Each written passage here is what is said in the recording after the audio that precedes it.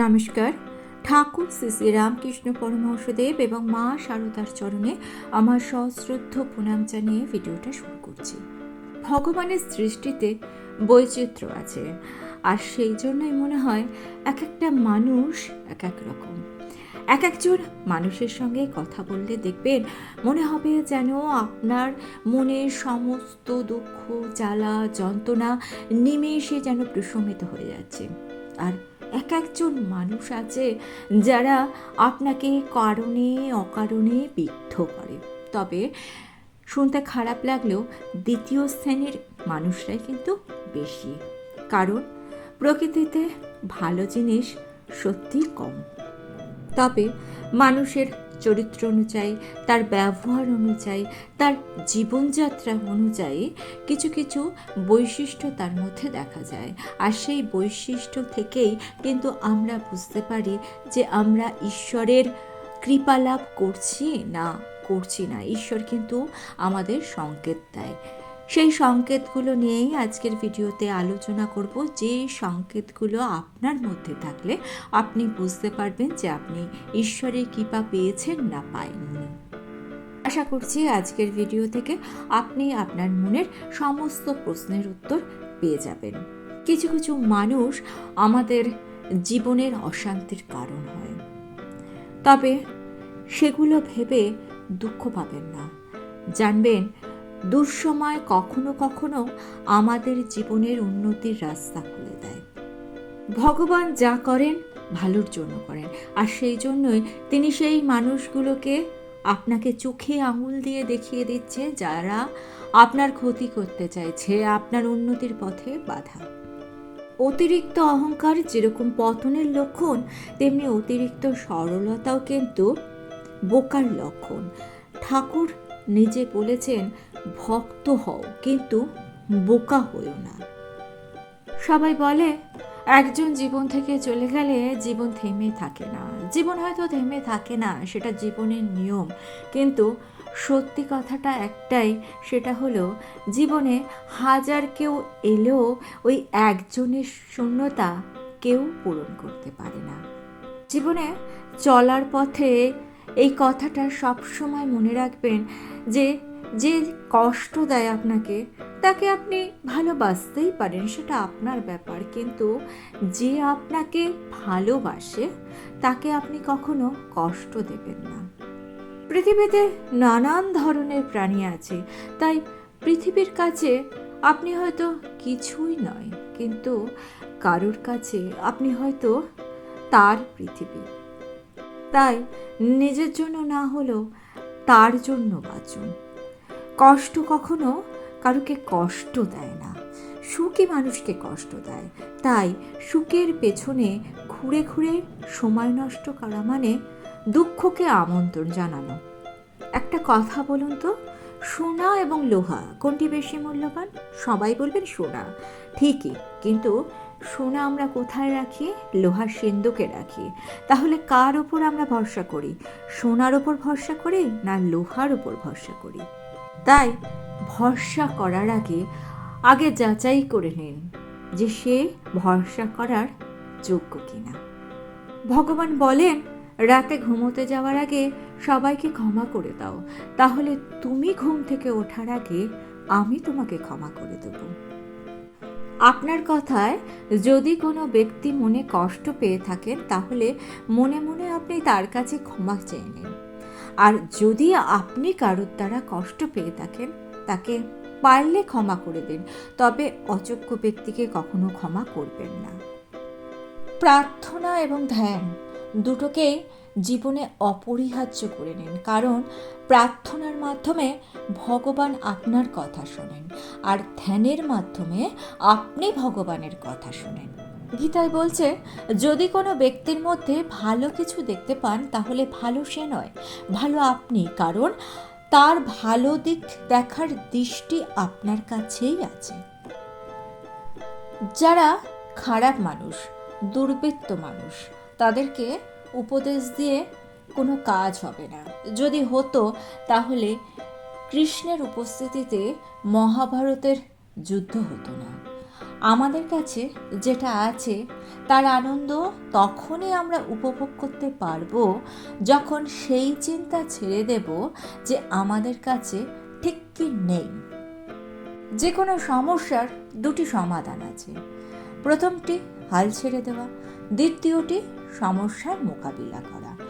ভালো সময়ের অপেক্ষায় যে বসে থাকে তার জীবনে কখনো ভালো সময় আসে না। ভালো সময় নিজে থেকে কখনো আসে না, তাকে নিয়ে আসতে হয়, তাকে নিয়ে আসতে জানতে হয়। খারাপ সময় এলেই জানবেন খারাপ সময়ের মোকাবিলা করতে পারলেই আপনি ভালো সময় দেখতে পারবেন। প্রকৃত বড় মানুষ, মহৎ মানুষ কে বলুন তো? যার সামনে কোনো মানুষই নিজেকে ছোট অনুভব করে না। আপনি সফল হতে চাইলে জীবন আপনার পরীক্ষা নেবে, আপনাকে যাচাই করবে, আপনাকে সেই সব পরীক্ষায় উত্তীর্ণ হতে হবে। জানবেন জ্ঞানের থেকে পবিত্র আর কিছুই হতে পারে না। আর জ্ঞান লাভের ইচ্ছা থাকলেই তবেই কিন্তু জ্ঞান লাভ হয়। সৎ পথে চলুন, ঠাকুর মায়ের ওপর ভরসা রাখুন, আপনার ইষ্ট দেবতার ওপর ভরসা রাখুন। আপনার শরীরে যদি 5টি চিহ্ন থাকে তাহলে জানবেন ঈশ্বর আপনার উপর খুশি হয়েছেন। ভগবান যখন ভক্তের ওপর খুশি হন তখন কিন্তু তিনি অনেকগুলো সংকেত দেন। আসলে অনেক দিন পূজা পাঠ করলে কিংবা সৎ কথা শুনলে, ভগবানের চিন্তা করলে, ভগবানের ওপর বিশ্বাস রাখলে আপনার শরীরে অনেকগুলো লক্ষণ ফুটে উঠবে। প্রথমত যে লক্ষণটি আপনি শরীরে দেখতে পাবেন সেটি হলো আপনার চোখের মধ্যে একটা পরিবর্তন এসছে। চোখ এমন একটা জিনিস যে কোনো মানুষের চোখের দিকে যদি আপনি তাকান তাহলে তার অন্তরটা কিন্তু আপনি পড়ে ফেলতে পারবেন। তখনই পড়ে ফেলতে পারবেন যখন আপনি অনেক মানুষের সঙ্গে মেলামেশা করবেন। যাই হোক, সেটা অন্য প্রসঙ্গ। যদি আপনি নিয়মিত প্রার্থনা, নাম জপ, ধ্যান, ভগবত চিন্তা, ভগবানের চিন্তা, এমনকি শুভ চিন্তা করেন তাহলে ধীরে ধীরে আপনার চোখের মধ্যে একটা পরিবর্তন আসবে। সবাইকে আকর্ষণ করার একটা ক্ষমতা আপনার মধ্যে আসবে। সবাই আপনাকে দেখে মুগ্ধ হয়ে যাবে। এটা কোনো মেকআপের কেরামতি নয় যে মেকআপে সুন্দর হয়ে যাওয়া, সেটা নয়, এটা নর্মালি আসবে। এই রকম ব্যক্তির চোখের দিকে তাকালে মনের মধ্যে একটা শ্রদ্ধার ভাব জেগে ওঠে।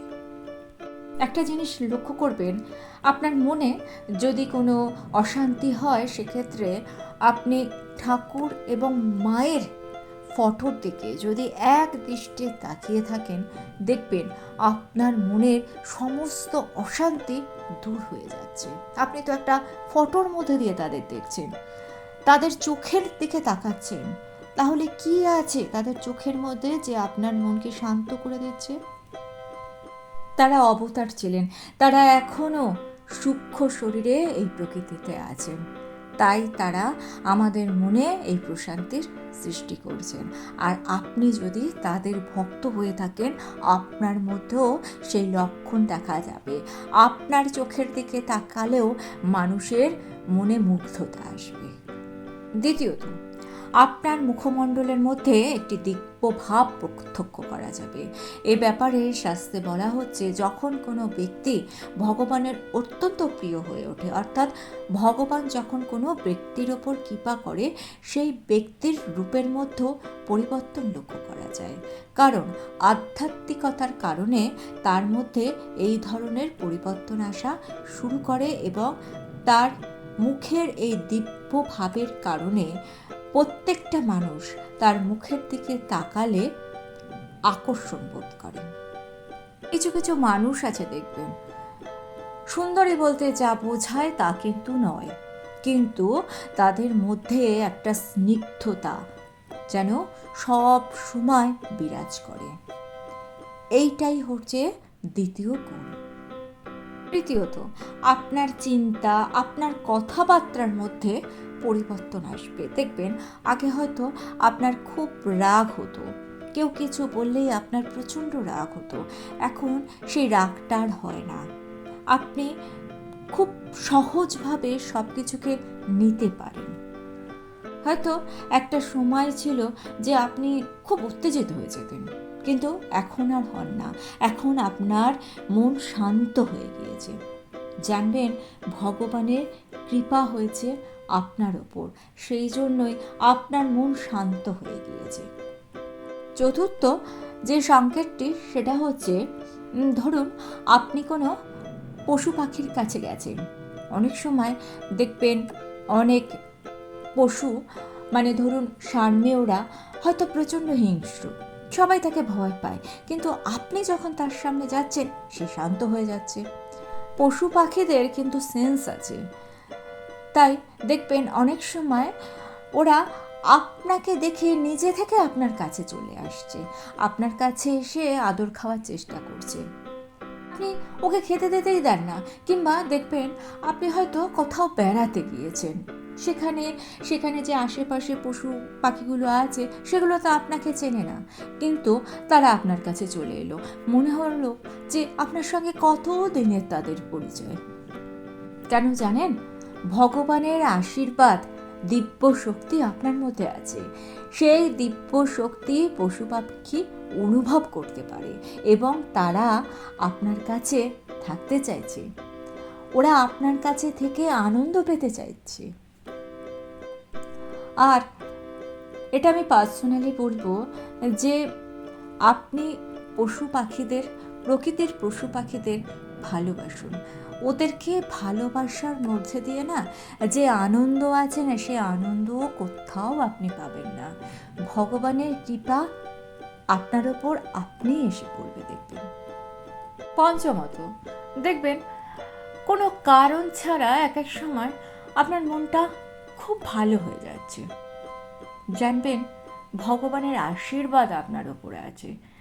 অনেক মানুষের অনেক কিছু আছে, কিন্তু তাদের মন ভালো থাকে না।